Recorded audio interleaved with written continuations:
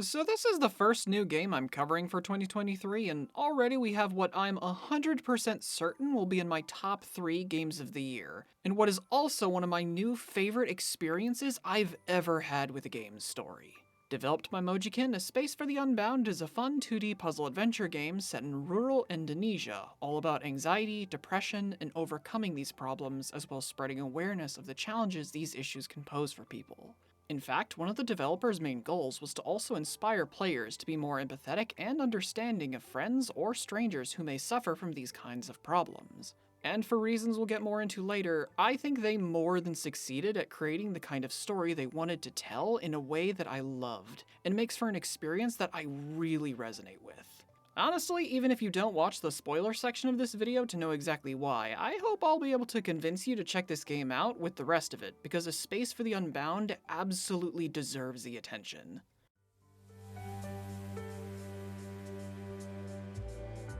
Taking place in the fictional town of Loka, Indonesia, A Space for the Unbound stars Atma, a student nearing the end of high school who, after finding out his girlfriend Raya has psychic abilities, also discovers that the world might be ending soon after meeting this giant winged cat. Making things stranger, though, is the weird dreams Atma's been having about a young girl named Nirmala, whose story is what apparently is predicting the end of the world. While I'm skimming over a lot of details, this is the basic setup for the game. Atma finds himself in a weird supernatural situation and is trying to figure out what's going on and how to fix it while also helping his psychic girlfriend. On your journey to figure out what's going on, though, you'll have to help out the people of Loka by solving puzzles, both in reality and in the game's many space dive sections. During the former, you'll be wandering through town trying to complete whatever your current objective is, while also keeping an eye out for optional collectibles for Atma and Rhea's bucket list. Rhea's half will be completed as you go through the story, but Atma's will require a more active approach, with you searching for 20 bottle caps for his collection, 5 different letters on gum wrappers, and even trying to pet every animal in town to both find and pet the fluffiest creature on Earth. To be honest though, that last one's my favorite side objective for the bucket list. I may be an avid dog lover, but cats are just as great to pet, and what makes all this even better is that you get to name each of them as well. I gotta say though, the one part of the bucket list that gave me the most trouble was easily getting the high score on Future Fighter. It's pretty simple to play with it just coming down to timing and how fast you can press button patterns, but Christ does it get hard towards the end. Admittedly, this could just be me since I do have the reaction times of a stoned slug, but the speed you have to go at for the last 2 matches really messed me up. It's to a point where I have nearly an hour and a half of footage of this minigame thanks to these 2 fights alone.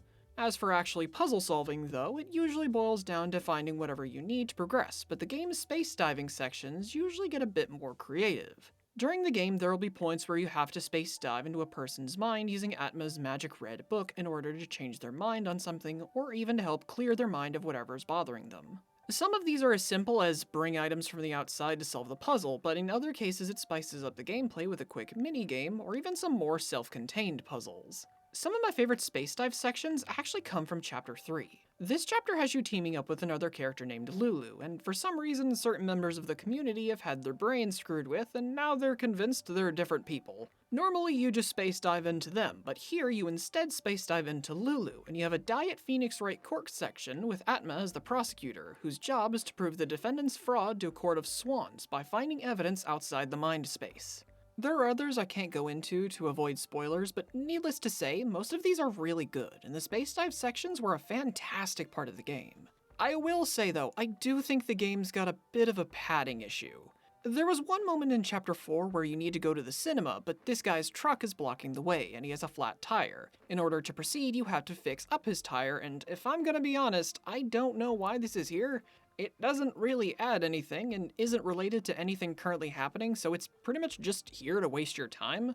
Another more minor one is in Chapter 2, where you need oil for a cake. You can get it for free at the general store by saying the password, but for some dumb reason, you have to bring your own container. I don't even understand this one, like why not just give me a bottle of the oil I need? This feels so needless.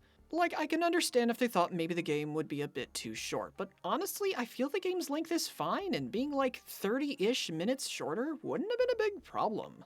So as a whole, while the gameplay is fun, it's clearly nothing special. But for a more story-driven game like this, gameplay isn't why you're here. You're here for the story, and A Space for the Unbound has a fantastic one.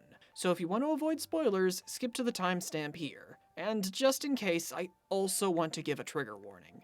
I addressed this a bit during the intro, but the game's story does deal with topics like depression and even child abuse. I'm not going to go into too much detail, but if you don't care about spoilers and might be sensitive to topics like this, you might want to consider skipping past this section. With all the warnings out of the way though, let's talk spoilers, because I have nothing but positivity for this part of the game, and Chapter 5 deserves the discussion.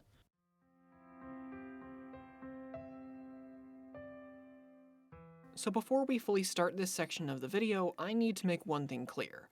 The thoughts and interpretations on parts of the story you're about to hear are coming from a man with chronic depression. The reason I'm telling you this is because I'd like to apologize ahead of time if I start to sound a little choked up talking about this. Honestly, this story handles its themes of depression and moving forward so well and in such a beautiful way that I'm not sure if I'll be able to keep myself totally together. That being said though, it's time to talk about the true purpose of this entire journey and how that connects back to Raya herself.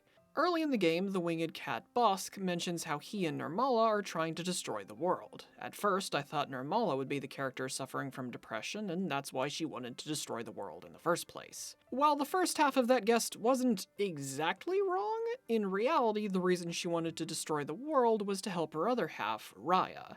As it turns out, this entire place is just one giant dream world created by Raya. This is why she has supernatural powers. She's not actually psychic, she's just in a coma, hardcore lucid dreaming. The reason Raya created this dream version of her hometown was to escape from reality. In her life, Raya's dealt with a lot. Bullying from seemingly most of her peers, the constant feeling of being a failure, due in large part to her abusive father, and a lot more. At first, she just rejected what she saw as her less desirable traits as Nirmala, thinking that would help, but after years of her issues both continuing and getting worse, she resorted to where we are now. In the end, she took comfort in a world of her own creation to leave behind all those problems, but depression, anxiety, and trauma isn't something you can run from, and trying to bottle up those issues will only lead to it eventually spilling over and making a bigger mess. This is where we get to the last half of Chapter 5 and what is easily the best part of the game. After Atma's encounter with Raya, he space dives into her to have a few one-on-one chats, and the way the game handles this is wonderful. Everything Raya says from the second talk to the final one is something I felt myself relating to, and honestly both from past memories and the scene at the end where she finally learns that she needs to embrace every part of herself, even the negative ones. I was in tears. This brings me to Atma himself, and he's the perfect protagonist for a game like this. He's kind, understanding, and never gives up on Raya. In that sense, Atma can be seen as being representative of those friends or family members that don't give up on you. For me though, given that this version of him is one created from Raya's memory of Atma when she was young, I like to see him as embodying that one small part of you that never abandons hope and is always pushing you to keep moving forward despite the pain. All of this has been her lesson in coming to terms with her issues and learning to embrace every part of her, with that final trek being her proving to herself she's ready to start moving forward, with a little help from Mom when she needs the support. This entire game has been a journey for Raya to finally start healing and being okay with that, and if I'm gonna be honest, I don't actually think this could have been a better handled than what it was. A Space for the Unbound story reminded me of just how beautiful the life we've been given truly is, and hopefully it did the same thing for you, especially if that's something you need right now.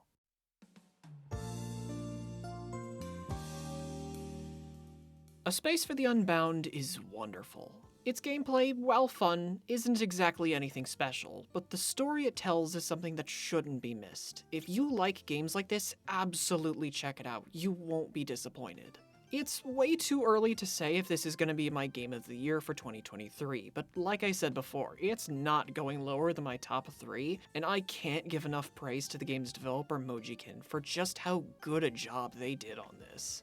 That being said though, next week we'll be starting a quick marathon with a game series I've been wanting to cover for a while, Xenosaga. It'll be the last bit of the Xeno series I have left to cover, and I couldn't be more excited. Thank you all for watching, like and subscribe if you enjoyed the video, and I hope you all have a nice day.